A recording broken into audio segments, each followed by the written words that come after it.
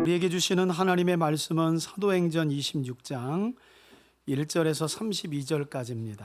아그리빠가 바울에게 이르되 너를 위하여 말하기를 내가 허락하노라 하니 이에 바울이 손을 들어 변명하되 아그리빠 왕이여, 유대인이 고발하는 모든 일을 오늘 당신 앞에서 변명하게 된 것을 다행히 여기나이다. 특히 당신이 유대인의 모든 풍속과 문제를 아심이니이다. 그러므로 내 말을 너그러이 들으시기를 바라나이다. 내가 처음부터 내 민족과 더불어 예루살렘에서 젊었을 때 생활한 상황을 유대인이 다 아는 바라. 일찍부터 나를 알았으니 그들이 증언하려 하면 내가 우리 종교의 가장 엄한 팔을 따라 바리새인의 생활을 하였다고 할 것이라. 이제도 여기 서서 신문 받는 것은 하나님이 우리 조상에게 약속하신 것을 바라는 까닭이니 이 약속은 우리 12지파가 밤낮으로 간절히 하나님을 받들어 섬김으로 얻기를 바라는 바인데 아그리빠 왕이여, 이 소망으로 말미암아 내가 유대인들에게 고소를 당하는 것이니이다. 당신들은 하나님이 죽은 사람을 살리심을 어찌하여 못 믿을 것으로 여기나이까. 나도 나사렛 예수의 이름을 대적하여 많은 일을 행하여야 될 줄 스스로 생각하고 예루살렘에서 이런 일을 행하여 대제사장들에게서 권한을 받아가지고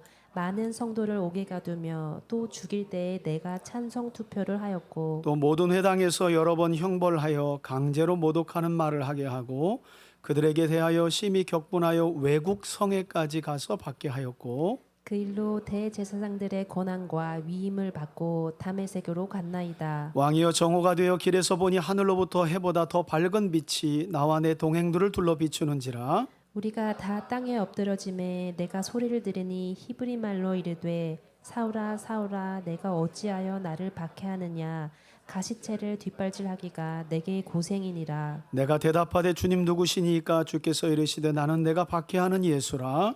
일어나 너의 발로 서라. 내가 내게 나타난 것은 곧 내가 나를 본 일과 장차 내가 내게 나타날 일에 너로 종과 증인을 삼으려 함이니 이스라엘과 이방인들에게서 내가 너를 구원하여 그들에게 보내어 그 눈을 뜨게 하여 어둠에서 빛으로 사탄의 권세에서 하나님께로 돌아오게 하고 죄의 사함과 나를 믿어 거룩하게 된 무리 가운데서 기업을 얻게 하리라 하더이다. 아그리빠 왕이여, 그러므로 하늘에서 보이신 것을 내가 거스리지 아니하고 먼저 다메섹과 예루살렘에 있는 사람과 유대 온 땅과 이방인에게까지 회개하고 하나님께로 돌아와서 회개에 합당한 일을 하라 전함으로 유대인들이 성전에서 나를 잡아 죽이고자 하였으나 하나님의 도우심을 받아 내가 오늘까지 서서 높고 낮은 사람 앞에서 증언하는 것은 선지자들과 모세가 반드시 되리라고 말한 것밖에 없으니 곧 그리스도가 고난을 받으실 것과 죽은 자 가운데서 먼저 다시 살아나사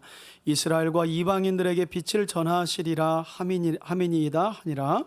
바울이 이같이 변명하매 베스도가 크게 소리내어 이르되 바울아 내가 미쳤도다. 내 많은 학문이 너를 미치게 한다 하니 바울이 이르되 베스도 각하여 내가 미친 것이 아니요 참되고 온전한 말을 하나이다. 왕께서는 이 일을 아시기로 내가 왕께 담대히 말하노니 이 일에 하나라도 아시지 못함이 없는 줄 믿나이다.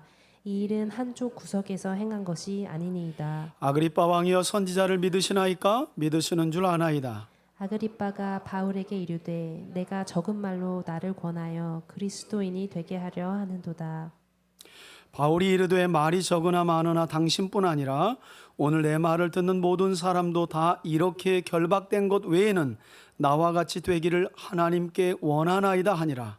왕과 총독과 버니게와 그 함께 앉은 사람들이 다 일어나서 물러가 서로 말하되 이 사람은 사형이나 결박을 당할 만한 행위가 없다 하더라. 함께 읽습니다. 이에 아그리빠가 베스도에게 이르되 이 사람이 만일 가이사에게 상소하지 아니하였더라면 석방될 수 있을 뻔하였도다 하니라. 아멘. 오늘도 쉬지 않으시며 뜻하신 계획들을 기록된 말씀대로 완전하게 이루시는 전지전능하신 하나님을 예배하는 우리 3대 가족들을 축복하고 그분의 보호와 인도하심 가운데 이 시간 은혜와 평강을 충만하게 누리는 저와 여러분들이 되시길 예수님의 이름으로 축원합니다. 여러분, 지난 주일 우리는 유대 총독들의 정치적인 계산 그리고 눈치 보기로 인해서 무려 2년 동안이나 죄 없는 사도 바울의 발이 가이사랴에 묶여 있었던 일과 그럼에도 불구하고 하나님께서 바울의 발이 묶여 있는 기간에도 또다시 유대 종교 지도자들을 비롯한 여러 사람들에게 부활의 복음을 증언하게 하셨던 일에 관해 함께 살펴보았습니다.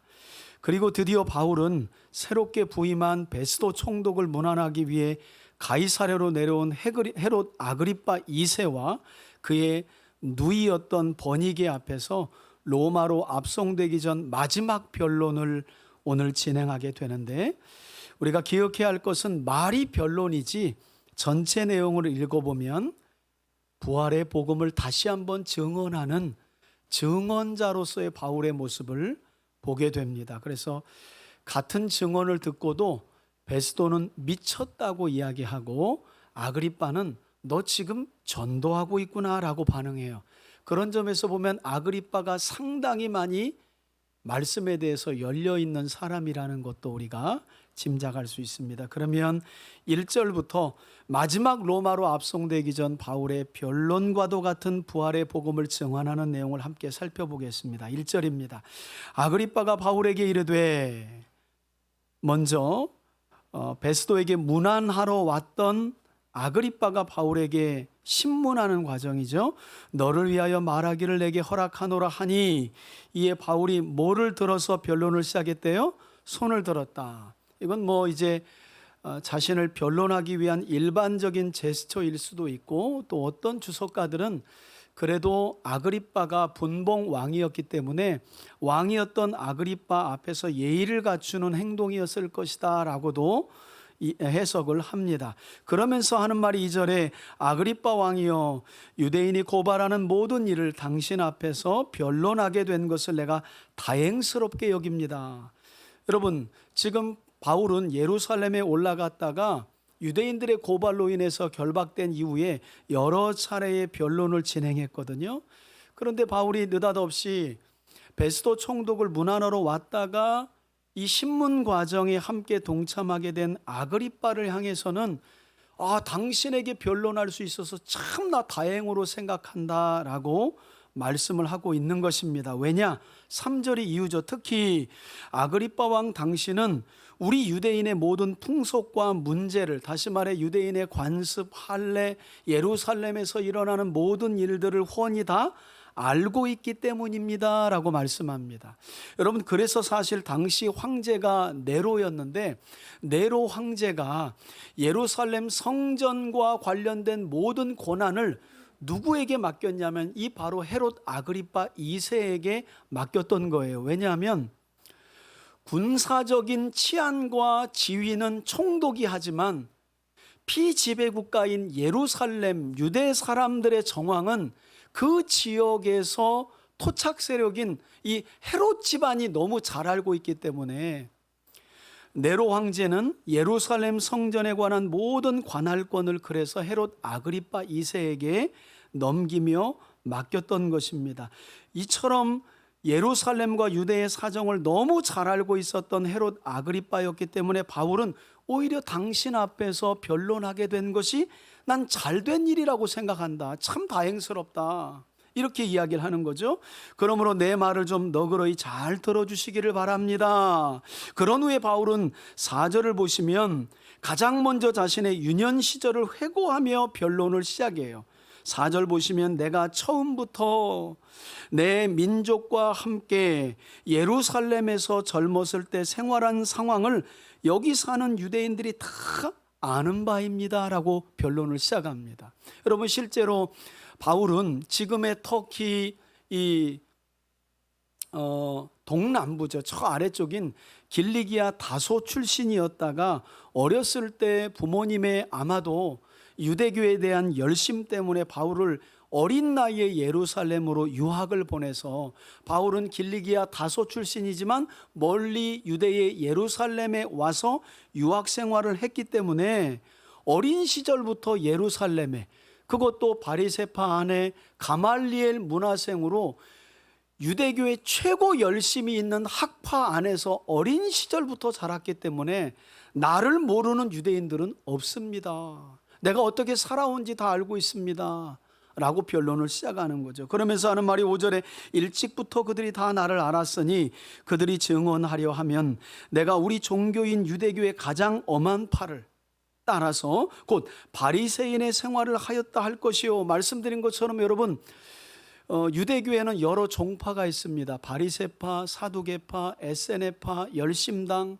이렇게 여러 개의 파가 있는데 그래도 가장 보수적이고 엄한 파가 바리새파예요. 그 바리새파 중에서도 바울은 힐렐의 손자 또는 후계자로 일컬어지는 가말리엘 문화생에서 어린 시절부터 예루살렘에서 유대교에 대한 열심을 가지고 유대교의 율법을 배웠던 사람이었기 때문에 그 모든 사실을 다 예루살렘에 있는 사람들이 다 안다.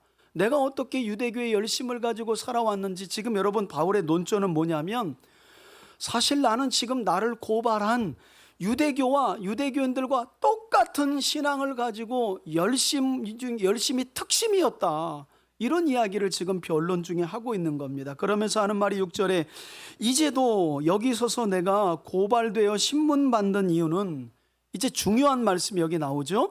하나님이 우리 조상들에게 약속하신 것을 내가 소망하기 때문에 여기까지 지금 고발당에 끌려온 거다. 그럼 이 소망이 뭐냐? 7절입니다. 이 약속은 우리 이스라엘의 12지파가 밤낮으로 간절히 하나님을 받들어 섬김으로 얻기를 바라는 바인데, 아그리빠 왕이여, 이 소망으로 말미암아 내가 유대인들에게 고소를 당하는 것입니다. 여러분, 이것이 바로 바울이 설명하는 아이러니죠. 무슨 말인가 하면, 지난날 바울은 어린 시절 예루살렘으로 유학 와서 유대교에 속한 바리새파 사람으로 하나님께서 그 조상들에게 약속하셨던 그 약속, 즉 유대인들이 하나님을 섬기며 그토록 얻기를 바랬던 부활이라는 약속의 소망을 저들과 똑같이 가지고 있다. 그런데 지금 이 부활이라는 소망을 저들과 내가 똑같이 가지고 있는데, 똑같은 부활의 소망을 가지고 있는 나를 내 동족인 유대인들이 고발하여 지금 이 자리에까지 와 있다는 거예요. 다만 바울은 이 오랜 부활의 소망이 메시아이신 예수님을 통해 성취되었다는 믿음까지 가진 거죠. 지금 그것 때문에 동족인 유대인들에게 고소고발당해 이 고난을 받고 있는 겁니다. 그러니까 여러분, 우리가 이해해야 될 것이, 부활에 대한 소망은 신약 성경이 열리면서부터 시작된 게 아니라 아주 오래전 구약으로부터, 여러분 창세기 22장을 보십시오. 아브라함이 하나님의 말씀을 따라 모리아산으로 올라가죠. 올라가는 그 과정을 보면 자기 아내인 사라에게 상의를 하지 않아요. 그리고 자기 종들과 함께 이삭을 데리고 올라가는데 종들을 중턱에 세워놓고 하는 말이 뭐냐면, 이제 내가 하나님께 가서 번제를 드리고 내 아들과 함께 내려오리라, 이런 말을 하죠. 여러분, 놀라운 것은 하나님의 말씀이 뭐였냐면, 네 사랑하는 독자 아들 이삭을 번제로 바치라고 한 하나님의 음성에 순종하려고 올라가는 거예요. 그러면 시간적인 순서를 따른다면 올라갈 때는 아들과 함께 올라가지만 내려올 때는 어떻게 내려와야 맞아요? 아브라함 혼자죠. 왜? 아들을 번제로 바치라고 했으니까. 그런데 아브라함이 뭐라고 하냐면, 우리가 함께 올라가서 하나님을 예배하고 함께 내려오겠다는 거예요. 그러면 아브라함은 어떤 신앙을 가진 거예요? 부활 신앙을 가진 거죠. 벌써 내가 내 아들을 죽여 하나님의 말씀대로 드린다 할지라도 하나님은 약속의 자녀인 내 아들을 다시 어떻게 해요? 살리실 것을 믿는 신앙까지 간 거예요. 이때는 부활의 교리도 없어요. 지금처럼 저와 여러분들이 이렇게 세세하고 꼼꼼한 성경을 가지고 부활하신 예수님에 관한 사실적인 이야기까지 듣는 그런 신앙을 접해보지 못한 때에 이미 아브라함은 하나님이 영생을 가지신 분이고 죽은 자도 살리시는 생명의 주인이시고 부활의 부활을 가지신 하나님이심을 이미 뭐한 거예요? 믿은 거죠. 믿은 거. 여러분, 이게 예수님이 와서 새롭게 생겨난 교리가 아니라니까요. 그래서 바울이 답답한 거예요.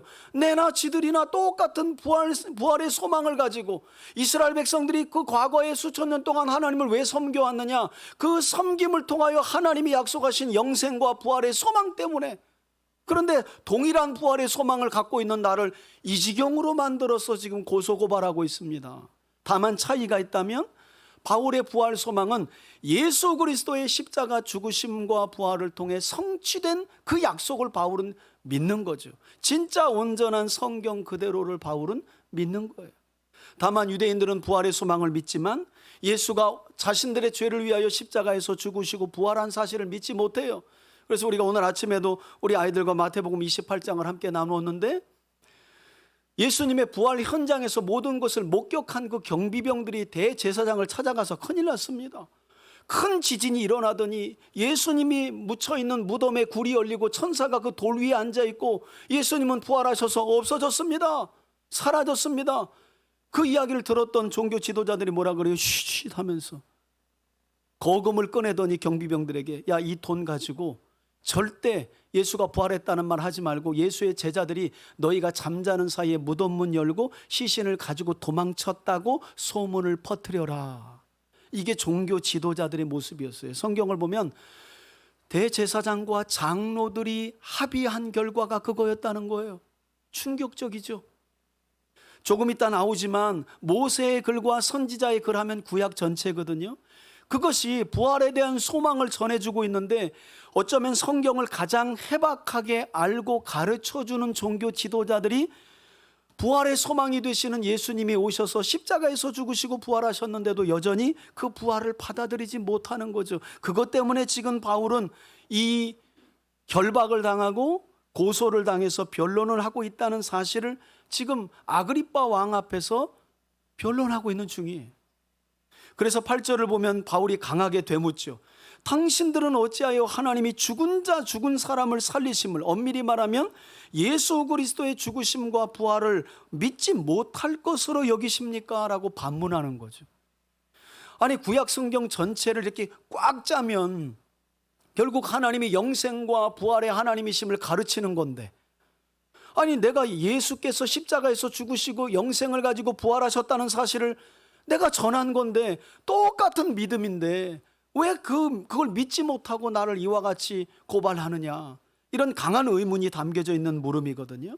그리고 나서 9절부터 바울은 자신도 지난날 유대교에 대해 얼마나 큰 열정을 가졌는지에 대해 설명하는데, 9절 보시면 나도 한때는 나사렛 예수의 이름을 대적하여, 그 다음에 나오는 게 뭐예요?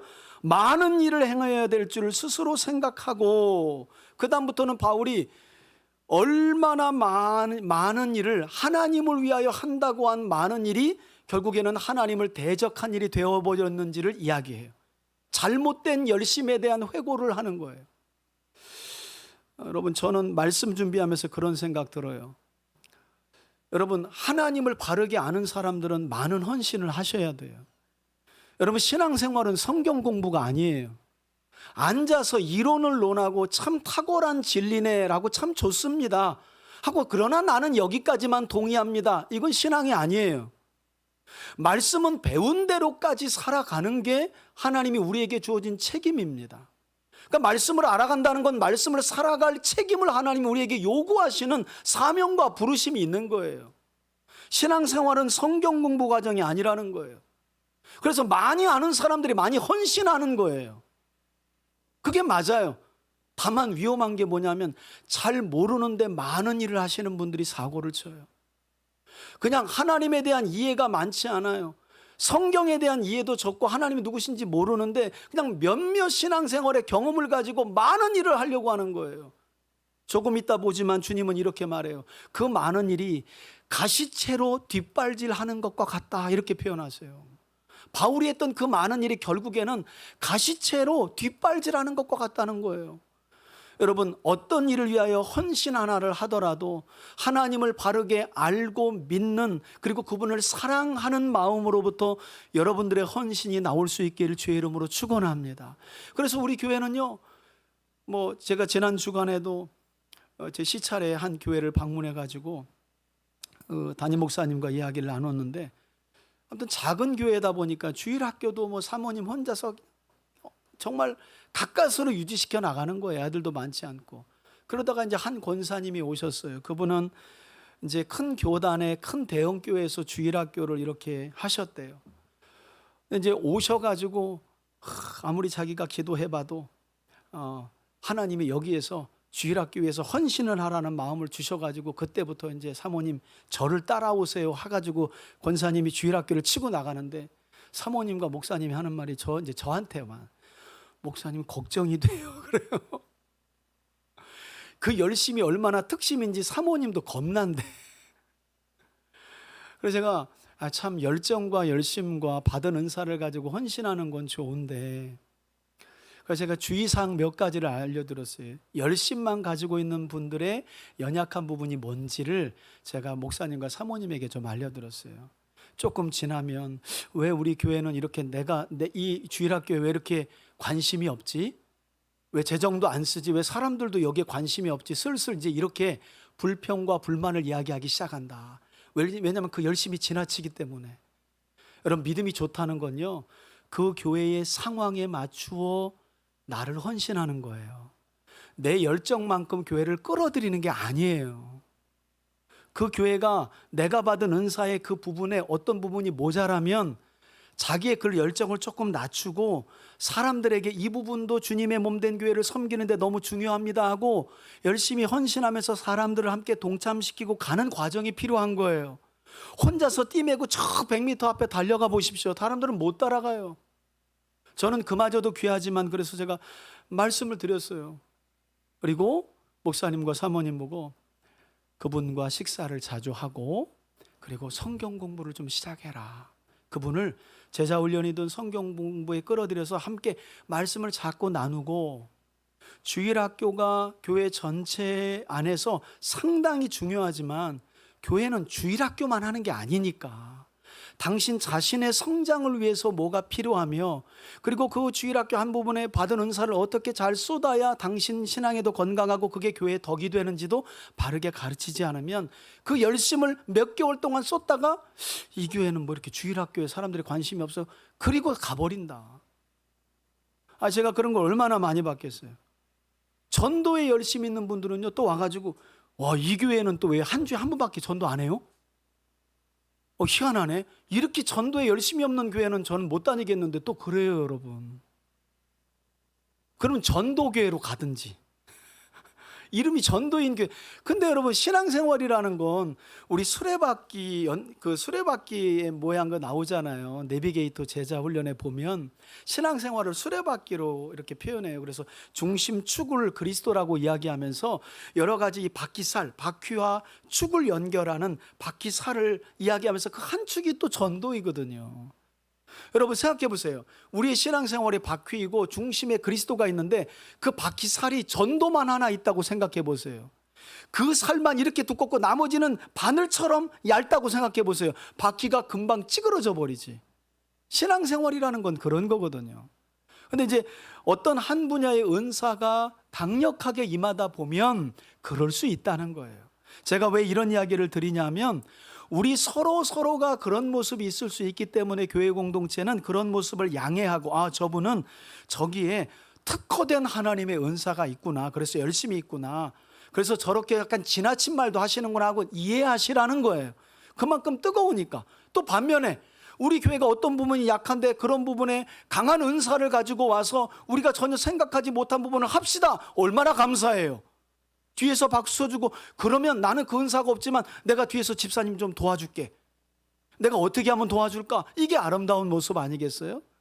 예, 교회에서, 그건 우리 교회에서 안 하는 일인데 너 얼마나 열심히 하다 한번 지치나 보자. 이건 여러분 너무 못된 생각이잖아요. 그죠? 바울이 지난 날을 회고하면서 이 예수 그리스도가 메시아이시고 그분이 십자가에서 죽으시고 부활하신 그 약속을 믿지 못했을 때, 하나님의 뜻을 바르게 이해하지 못했을 때 예수를 대적하며 얼마나 많은 일을 했는지 10절 이유를 보십시오. 예루살렘에서 이런 일을 행하여 대제사장에게 권한까지 받아서 많은 성도를 감옥에 가두고 그들을 죽일 때에 내가 찬성 투표를 했고, 여러분 실제로 앞선 내용을 보면 사도 바울이 스데반 집사가 죽을 때에 증인의 한 사람으로 그 자리에 서 있었습니다. 스데반 집사를 유대인들이 쳐 죽일 때 그 자리에 사울이 회심전 사울이 증인의 한 사람으로 그 자리에 있었다니까요. 사실입니다, 사실. 뿐만 아니라 11절에 또 모든 회당에서 그리스도인들을 여러 번 형벌하여 강제로 예수님을 향해 못 오가는 말을 하게 하고, 지금도 저 중동이나 이런 지역에서 종종 이런 일이 벌어지잖아요. 네가 믿는 신. 그래서 우리 일제 치하에서도 십자가 놓고 침 뱉고 밟고 지나가라고 신사참배를 강요하면서 그런 일이 우리 기독교 한국사 역사에도 있었고 그런 일을 바울이 했다는 거예요. 중요한 건 여러분, 바울이 어떤 마음을 가지고요? 유대교에 대한 열심을 가지고. 하나님의 뜻을 알지 못하는 열심은 이렇게 나도 죽이고 남도 죽이는 거예요. 그래서 여러분, 신앙생활의 첫 떨은 진리의 말씀을 바르게 알아가는 것으로부터 해야 되는 거예요. 하나님을 바르게 알아가는 그 알매서, 지식에서, 그 지식이 하나님을 향한 사랑을 만들어내요. 그 사랑으로부터 헌신이 나오는 거거든요. 그들에 대하여 심히 격분하여 어디까지 쫓아갔대요? 외국까지 쫓아가서 박해했대요. 그 일로 대제사장의 고난과 위임을 받고 결국 어디까지? 아람이라는 나라의 수도인 다메섹까지 갔나이다. 지금 바울은 유대교에 대한 지난날 자신의 잘못된 열심을 가지고 얼마나 그리스도인들을 박해했는지, 왜 이 모든 일을 많이 하면 할수록 유대교의 열심을 가진 바울의 입장은 하나님을 잘 섬기는 거라고 착각했거든요. 그러니까 여러분, 한번 점검해 보셔야 돼요. 내가 열심을 가지고 어떤 일을 할 때 이 열심이 과연 하나님을 대적하는 열심은 아닌가? 그냥 내 열심으로부터 나오는 걸 충족하기 위해서, 어떤 점은 하나님을 향한 열심이지만 그 안에 내 안에 욕망이 있는 거예요. 그래서 교회 안에서도 높아지려고 이런 욕망에 눈이 어두워서 열심으로 그 욕망을 싸가지고, 사람들이 볼 때는 어우, 저분 참 열심히 있다고 하죠. 근데 가만히 보고 시간이 지나 보면 열매는 없고 자기 욕망만 그 안에 있는, 어쩌면 바울이 그런 삶을 지난날 살았다고 지금 회고하는 겁니다. 이어지는 13절부터는 앞서 사도행전 9장과 22장에 걸쳐 두 번이나 이미 반복해서 나왔던 다메섹 도상에서 부활하신 예수님을 만난 바울의 간증이 여기 세 번째로 나와 있거든요. 그러니까 여러분, 사도행전 안에는 28장 안에 바울이 다메섹 도상에서 부활하신 예수님을 만난 이야기가 몇 번 나온다고요? 예, 세 번이나 나와요. 저는 말씀을 준비하면서 이런 생각을 한번 해봤습니다. 여러분, 정말 입만 열면 하나님을 만난 강력한 어떤 경험을 간증 삼아 여러분들은 하며 사십니까? 바울은 입만 열면 다메섹 도상에서 부활하신 예수님을 만났던 그 강력한 인격적인 만남을 입만 열면 사도행전 9장에서, 입만 열면 사도행전 22장에서, 입만 열면 사도행전 26장에서 똑같이 하고 있어요. 여러분, 누가 만난 하나님에 관한 이야기는 나를 변화시키지 못합니다. 내가 인격적으로 하나님을 만난 경험이 있어야 돼요. 저는 오늘 이 예배도 여러분들이 인격적으로 말씀 가운데 이 자리에 와 계신 하나님을 만나는 복된 시간이 되기를 바라요.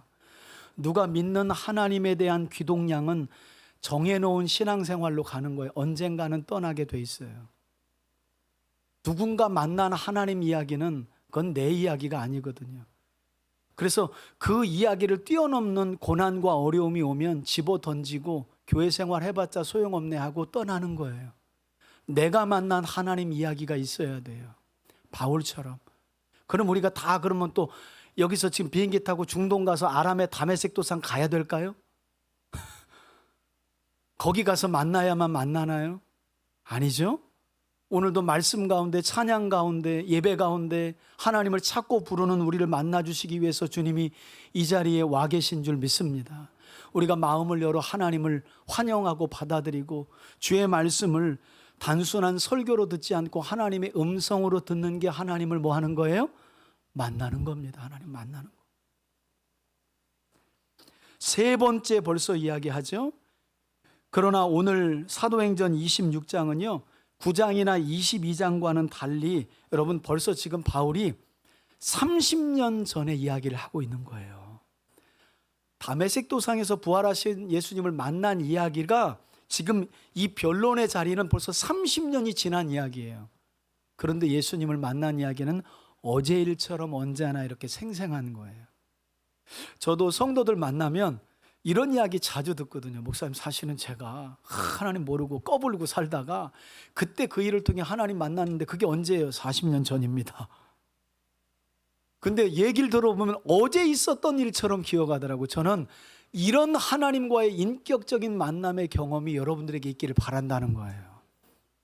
그래야 어긋난 길로 가지 않고 가다가도 돌아올 수 있는 거예요. 바울은 이제 이후에 특별히 그렇게 지나친 그리고 잘못된 열심을 가지고 유대교에 심취하며 하나님을 대적하는 행동을 하다가 인격적으로 예수님을 만난 이후에 그분이 나를 어떤 부르심으로 불렀는지에 대한 이야기를 강조하는데 13절 보십시오. 아그리빠 왕이요, 정오가 되어 길을에서 보니 하늘로부터 해보다 더 밝은 빛이 나와 내 동행자들을 둘러 비쳤는데 그로 인해 우리가 다 땅에 엎드러졌습니다. 여러분, 이것은 구약의 하나님의 임재가 임할 때 상황을 표현하는 내용이, 묘사할 때 사용하는 표현인데요. 그때 내가 소리를 들으니 히브리 말로 사울아 사울아 내가 어찌하여 나를 박해하느냐, 부활하신 예수님의 음성이 들린 거예요. 가시채를 뒷발질하기가 내게 고생이구나 라는 음성을 들었다는 거예요. 히브리 말로. 여러분, 부활하신 예수님께서 보실 때 당시 그리스도인들을 박해하며 어떻게 하면 예수 믿는 자들을 잡아 죽일까, 저들을 고통스럽게 할까 하고 많은 일을 행하며 다닌 바울의 말이 성경에는 아람의 다메섹만 갔잖아요. 여러분, 내용을 자세히 보세요. 바울이 아람만 간 게 아니에요. 주변 나라로 도망친 그리스도인들이 살고 있는 도시는 다 찾아갔어요. 여러 외국성으로 다 갔다는 거예요. 그 중에 하나가 아람의 다메섹이었고 거기로 갈 때 부활하신 예수님을 만난 거예요. 주님이 뭐라 그래요? 아이고, 너는 하나님을 위한 열심을 가지고 많은 일을 하고 있다고 하지만 가시채를 뒷발질하는 어리석은 짐승과도 같구나. 여러분, 유대인들은요, 농사를 질 때 이렇게 막대기에다가 뾰족한 가시를 달아가지고 쟁기를 지고 가는 소가 어긋난 길로 가면 뒤에서 다리를 이렇게 탁탁탁 가시로 찌르거든요. 그럼 소가 어떻게 할까요? 제정신인 소는 뒷발질하지 않고 여기로 가라고나 하고 가잖아요. 근데 승질머리가 못된 건 어떻게 해요? 뒷발로 한 대 딱 차죠. 그럼 주인이 어떻게 해요? 그 가시채로 고개를 한 대 더 치죠. 그러면 또 어리석은 소는 어떻게 해요? 뒷발질 또 하죠. 피는 어디서 날까요? 지발에서 나는 거죠. 이게 잘못된 열심을 가지고 하나님을 섬겼던 바울의 지난날의 모습이었다는 거예요.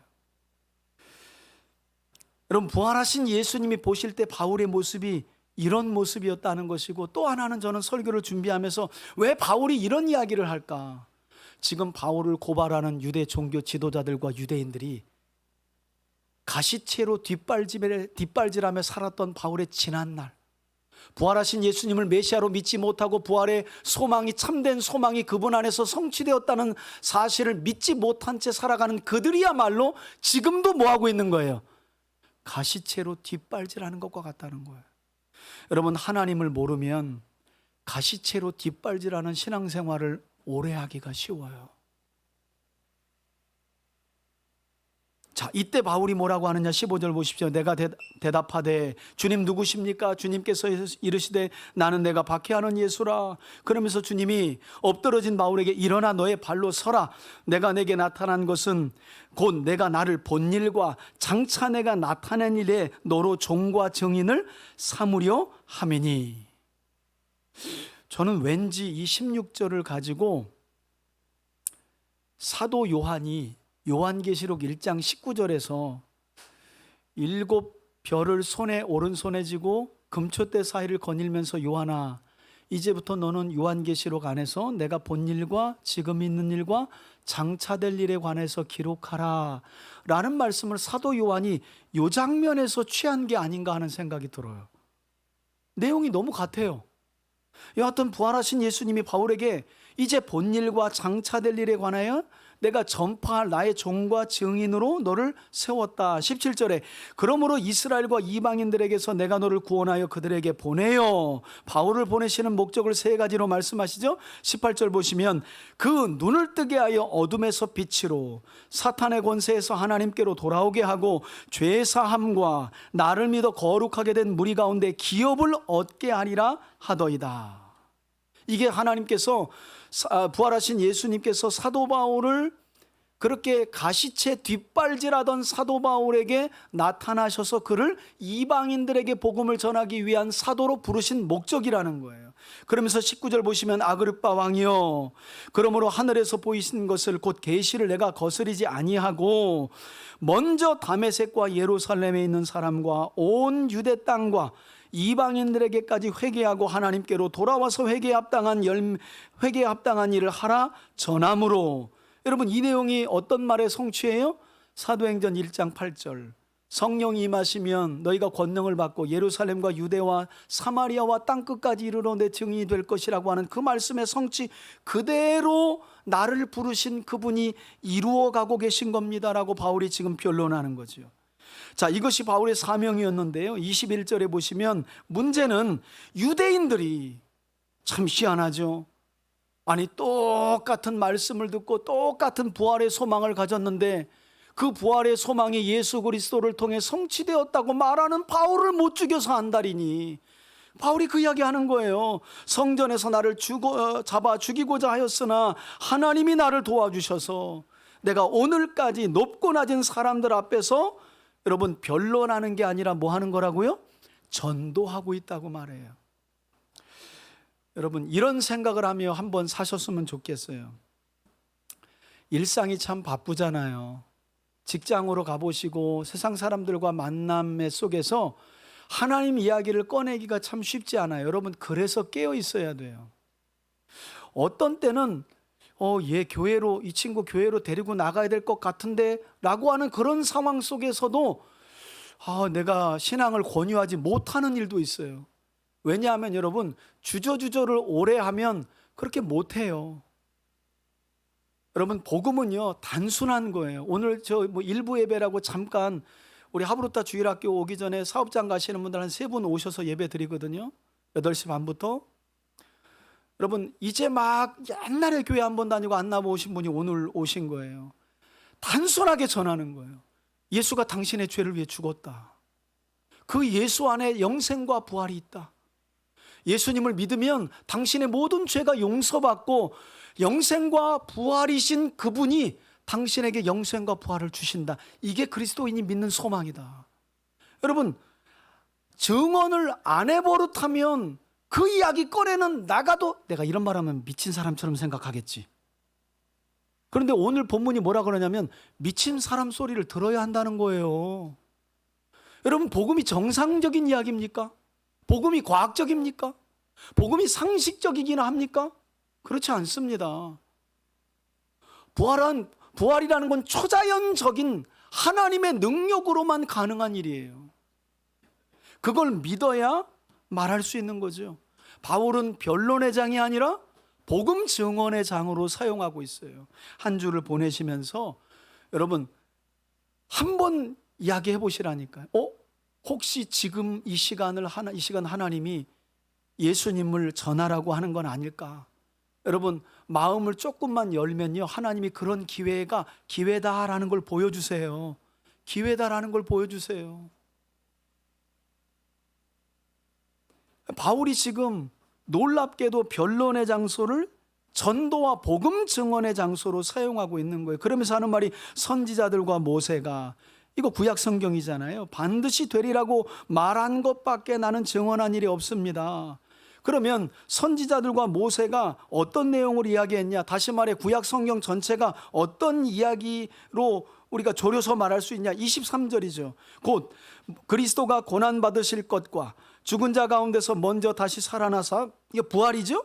이스라엘과 이방인에게 빛을 전하시리라 함이니이다 하니라.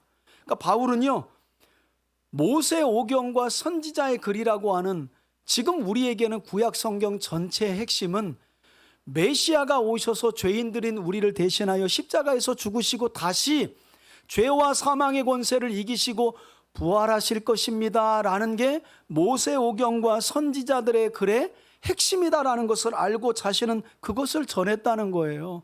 그것이 예수님을 통해 성취되었음을 믿는다고 지금 말하는 거예요.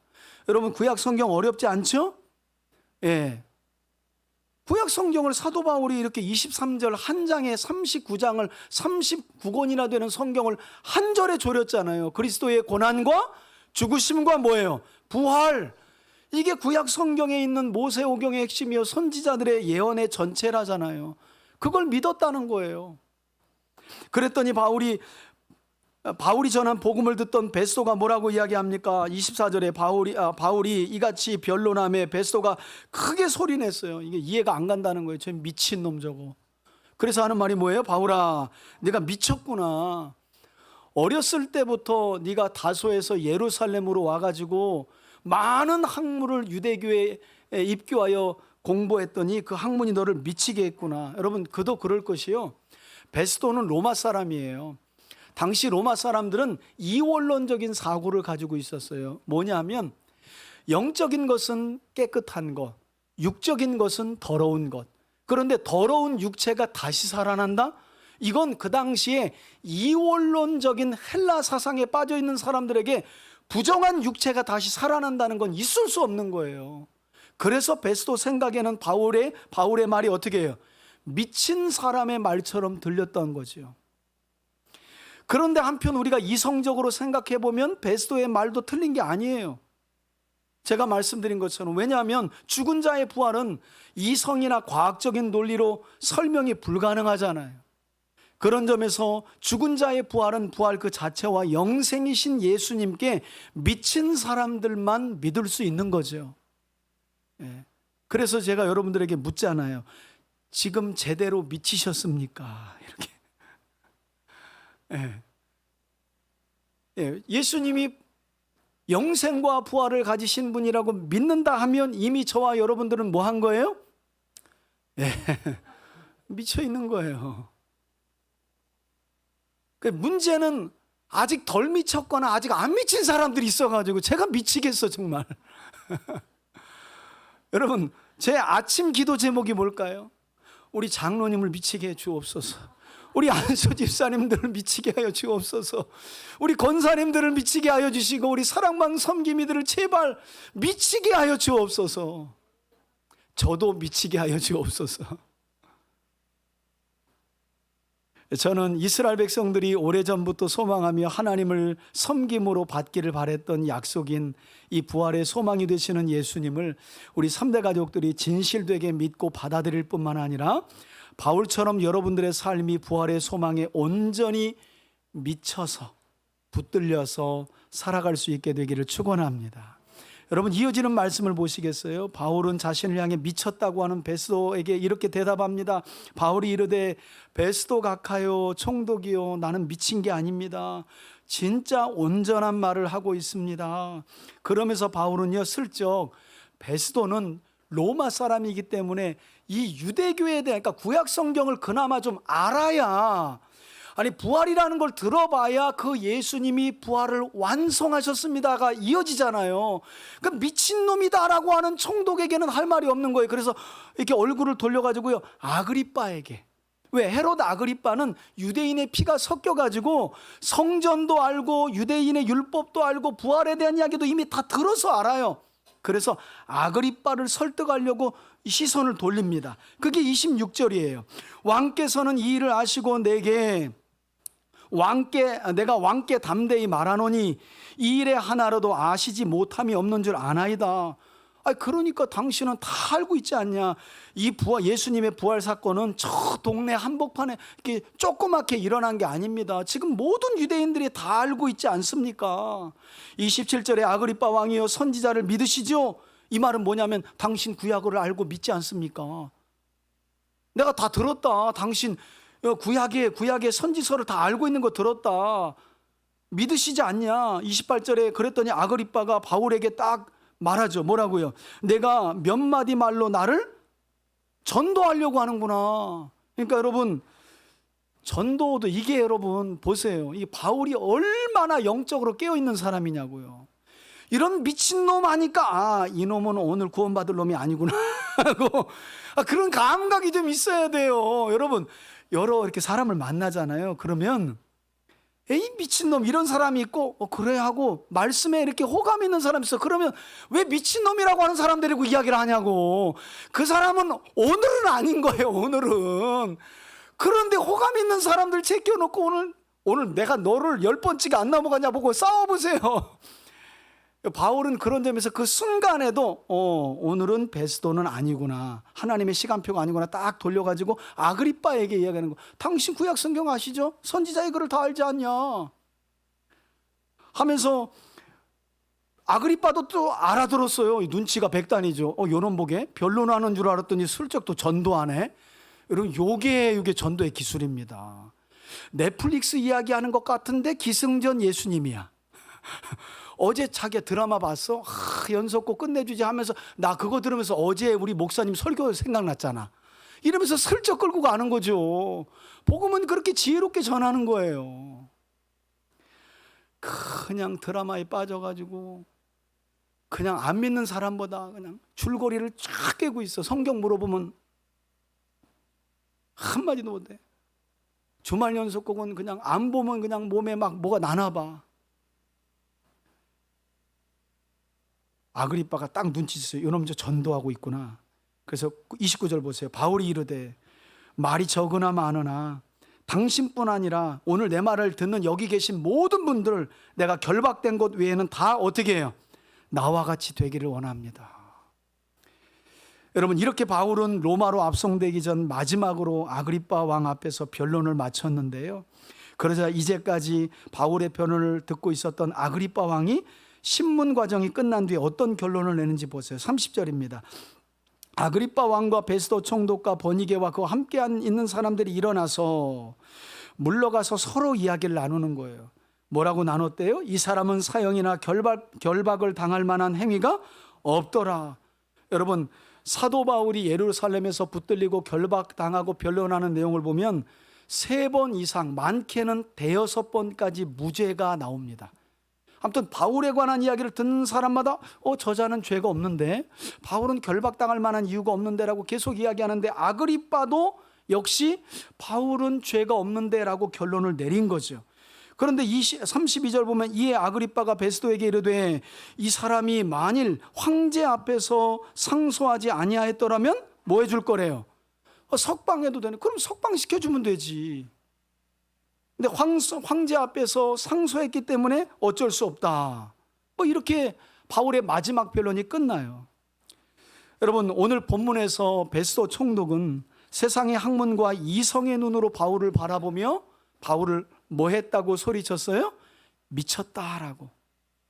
그의 눈에 비친 바울은 미쳐도 보통 미친 사람이 아니었어요. 왜냐하면 집안도 괜찮죠. 날 때부터 로마 정부의 신임을 얻고 시민권을 가진 사람이었어요. 바울은요, 예수님의 부활을 전하지 않았다면 사회적으로 신분적으로요 하나도 세상에서 부족함이 없이 살만한 지위와 신분을 가진 사람이었다는 거예요. 그런데 어쩌다가 미쳐서, 제가 아침에 일부 예배 드리다가 그런 얘기 했거든요. 제가 20대에 처음 신학교를 갔더니 제 동창들이 하는 말이 저를 가엾은 눈으로 보고, 영화야 어쩌다가 그렇게 됐니? 미쳐도 그래 적당히 미쳐야지 무슨 네가 목사가 된다고 그래 그 길을 걸어가. 이렇게 제가 들었거든요. 근데 지금은 미친 저한테 기도해달라고 지네들이 부탁해. 같이 미쳐가는 거지 뭐. 그래서 돈 제일 많이 버는 친구가 아들이 장애 낳았는데 장애가 있으려고 병원에서 진단받아 기도 부탁해서 기도 열심히 했어요. 지금 장애 진단받지 않고 정상으로 아주. 근데 안 나와요, 이놈이. 아무튼 나오면 3대 교회 나온다고 아주 철석같이 하는데. 여러분, 오늘 바울이 이 베스도에게 들었다고 하는 이 말은요, 사실 우리가 살아가면서 세상 사람들에게 꼭 들어야 할 말이고요. 어쩌면 우리가 일생에서 그리스도인답게 가장 잘 살았다고 하는 훈장 같은 말이 뭐예요? 너 예수에 미쳤구나. 안타까운 점도 있어요. 바울은 가장 오래된 하나님의 약속이자 소망에 미쳤고 죄와 사망의 권세 아래 어둠에서 빛으로 인도하는 종과 증인의 사명에 미쳤고 또 모든 사람들이 결박된 것 위에는 자신과 같이 부활의 소망을 갖게 되길 소망하는 그 소망에 미쳤는데 오늘날 그리스도인들은 다른 것에 미쳐 보여서 그래서 세상이 미쳤다고 하는 이 뉘앙스가 베스도가 바울에게 하는 미쳤다는 게 아니라 정말 그리스도의 도를 따라 살아가지 않는 더 세상 사람들보다 더 과욕을 부리고 탐욕을 부리며 그런 것들을 보며 교회에 미쳤다고 하니까 제가 안타까운 거예요. 여러분 사실 오늘날 현실이 그렇지 않나요? 바르게 믿어 미쳤다고 하는 건 그건 훈장이에요, 훈장. 그러나 하나님을 이용하여 내 욕심을 이루어가고자 하는 그리스도인들이 많은 이 시대이기 때문에 세상이 교회를 향해 미쳤다고 하는 이 뉘앙스가 전혀 다른 뉘앙스로 들리는 거죠. 여러분 생각해 보십시오. 저와 여러분들이 어떻게 교회를 오게 됐는지 다 우리 앞서 나를 주님께로 인도한 미친 어떤 한 사람이 있었어요. 저는 대학교 때 그게 제 여자친구였어요. 초중고 때 중학교 때까지 교회 나가다가 졸업했거든요. 그리고 건축을 공부하는데 너무 선해 보이는 거예요. 얘는 휴일 되면 이불을 싸가지고 기도원에 갔어요. 제가 볼 때 미쳤죠. 미쳤어요. 그런데 여러분 희한한 건요, 그 희한한 게 있어요. 나도 쟤처럼 미치고 싶은 거 있죠. 아니 너무 선하니까, 애가 착하니까 뭐지 저렇게 왜 저렇게 살지? 휴일이면 놀러 가야 되는데 기도하러 간대, 주일날은 예배하러 간대. 그래서 여러분 찢어진 청바지에 쫄트리를 입고 저도 미쳐가지고 교회 나가기 시작한 거예요. 여러분 진리의 말씀에 바르게 미치면요, 전도는 되기 위해서 애쓰는 게 아니라 되어지는 겁니다. 교회 부흥이요? 여러분 제가 왜 전도에 오세요? 왜 우리 교회는 왜 부흥 안 하는 줄 아세요? 저와 여러분들이 그리스도의 십자가 사랑과 부활의 소망에 미쳐 살아가면 여러분 그 선한 영향력이라는 건 놀라워요. 와요. 저는 제가 그렇게 주님을 만났기 때문에 그렇게 확신해요. 그래서 먼저는 내가 먼저 어떻게 해야 돼요? 참 오늘 표현이 참 그렇습니다. 그런데 미쳐야 돼요, 여러분. 미쳐야 돼요. 예전에 부부싸움 하고 오시는 여집사님들 보면 저거 예수에 미쳐가지고 막 뭐 이렇게 했다고 하는데, 제가 볼 때 옛날 어른들이 다 그랬죠. 근데 그때는 진짜 너무 순수하게 진짜 제대로 미쳤어요. 그러니까 남편들 다 와 있잖아요. 오늘날은 미쳤다는데 이상하게 미친 것 같아. 안 와, 남편들이, 아내들이 안 와, 불신자들이 안 와. 그럼 우리가 이상하게 미친 거 아니에요? 잘 미쳐야지, 미쳐도. 여러분 이것만 이야기하고 마칠게요. 우리가 성경에서 말하는 수많은 사람들, 여러분 성경 전체를 보면 한 3,000명 정도 나오거든요, 인물만. 성경은 하나같이 이 사람들 뭐라고 소개하는 줄 아세요? 한번 따라합시다. 미쳤다. 노아 얘기 한번 해볼까요? 여러분 홍수 한번 없었던 시대에 노아에게, 야 내가 이 악한 세상을 이제 홍수로 쓸어버릴 테니까, 노아는요 홍수가 뭔지도 몰라요. 그 전에 홍수가 없었는데 어떻게 홍수가 뭔 줄 알아요? 그런데 많게는 100년, 짧게는 70년 이상 자기 아들 3명과 아내와 자부들, 며느리들과 함께 8명이서 그 어마어마한 암수 짐승 한 쌍씩을 들여보낼 수 있는 축구 운동장만한 방주를 70년에서 100년 동안 세상 사람들에게 무슨 이야기 들으며 저는 미쳤다 하면서 만든 거예요. 근데 여러분 미친 사람이 살았습니까? 미쳤다고 말한 사람이 살았습니까? 거봐요. 미친 사람이 방주를 통해 구원받았잖아요. 구약의 선지자 오늘 이야기하니까 예레미야 선지자 한번 이야기해 볼까요? 거짓 선지자들과 제사장들이 예레미야 6장 7장에 보면 하나님의 성전이 여기 있고 하나님은 여기 있다. 이 예레미야 같은 미친놈이 자꾸 바벨론이 유다를 침공하고 성전이 불타고 없어질 거라고 예언하는데 이거 거짓말이다. 계속해서 제사장들과 선지자들과 유대 백성들은 예레미야를 향해 뭐라고 말했다고요? 미쳤다고 말했어요. 하나님의 성전이 여기 있는데 성전이 어떻게 망하냐? 유다가 어떻게 망하냐? 그랬는데 망했잖아요. 그럼 누가 미치고 누가 미치지 않은 거냐는 거예요. 여러분 성경 한번 보시겠어요? 우리 요한복음 10장 20절인데 충격적인 말씀이에요. 한번 읽어봅시다. 시작. 그 중에 많은 사람이 말하되 그가 귀신 들려 미쳤거늘 어찌하여 그 말을 듣느냐 하며. 여러분 이게 지금 어디에 있어요? 요한복음이면 이제 화면을 저를 비춰주시고 이거 누가 누구에게 하는 말일까요? 유대인들이 예수님을 향해 하신 말씀이에요. 예수님도 어떤 말씀 들었다고요? 미쳤다. 그러니까 여러분 오늘 강력한 도전으로 받아들이셔야 돼요. 예수님과 같고 바울 같은 특별한 은혜와 믿음을 가진 사람들만 미쳤다는 이야기를 듣지라고 생각하시면 그런 분들은 오산이에요. 여긴 송탄이잖아요. 그런 분들은 오산이라니까요, 여러분. 큰 오산이에요. 여러분 세상적인 기준을 가지고 살아가는 사람들에게 하나님의 말씀의 기준을 가지고 살아가는 사람들은 항상 어떻게 보이는 거예요? 그렇게 보이는 겁니다. 그런데 그게 정상이라는 거예요. 오늘날은 이렇게 정상적으로 미친 그리스도인들이 많지 않아서 문제인 거예요. 새로운 한 주는 우리 주님이 들으셨던 그 말 들으시기를 바라고요. 예레미야가 눈물을 흘리면서 들었던 그 말 들으시길 바라고요.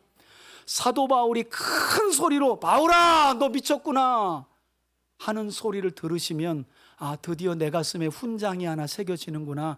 이제 내가 내 언행 안에서 예수 믿는 모습이 비로소 조금은 나오는구나. 그래서 저와 여러분들이 복음에 미치고 예수님께 미치고 영원한 부활의 소망에 미쳐서 우리 가정이 부활의 소망 가운데 하나님께로 돌아오고 우리 주변에 있는 많은 영혼들이 주님께로 돌아올 수 있기를 예수님의 이름으로 축원합니다. 축도합니다. 이제는 우리 주 예수 그리스도의 은혜와 하나님 아버지의 사랑과 성령의 교통하심이 오래된 하나님의 약속, 주의 백성들이 하나님을 섬기며 그토록 받기를 원했던 부활의 소망이 그리스도 예수 안에서 성취되었음을 믿는 이 참된 신앙과 믿음이 나의 믿음과 내 가정의 믿음과 우리 교회 공동체의 믿음이 되기를 소망하고 그 소망에 다시 한번 붙들려 살기를 결단하며 나아가는 우리 성도들 머리 위에 이제로부터 영원토록 함께 계실지어다. 아멘.